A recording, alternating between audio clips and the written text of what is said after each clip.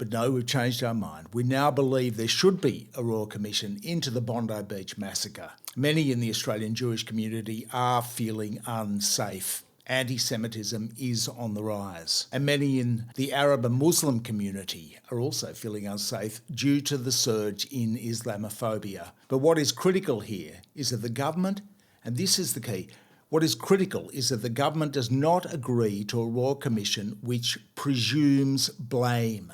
What is key, as ever, is the fine print. And in this case, a Royal Commission, the fine print is the terms of reference. It is the scope of the Royal Commission. We need a Royal Commission that does not presume an outcome. Many in the Zionist community are calling for a Royal Commission into anti-Semitism. Anti-Semitism is but one form of racism and bigotry.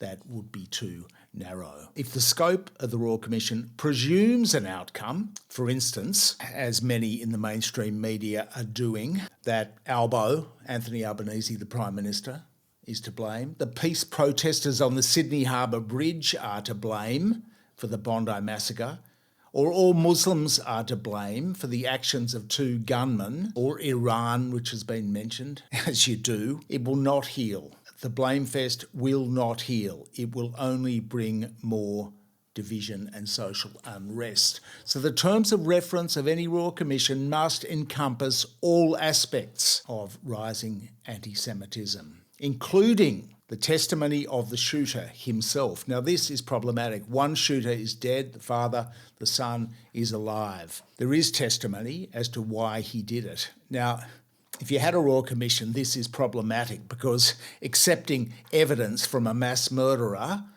is a problem. Whether the government would want to give that an airing is definitely something to consider. But how can we ignore this? He was the guy that did it. He was the guy that pulled the trigger. It wasn't the protesters on the Sydney Harbour Bridge. So any Royal Commission cannot ignore a deep dive into the man who actually pulled the trigger and why he did it, what he's saying about his intentions. Now, also critical to any Royal Commission which would be seen to have any credibility is the impact of the actions of Israel itself, the government of Israel and the IDF in the Palestinian occupied territories. Will anti-Semitism subside? Can it possibly subside before there is regime change in Israel, before there is peace? And there can be no peace without justice.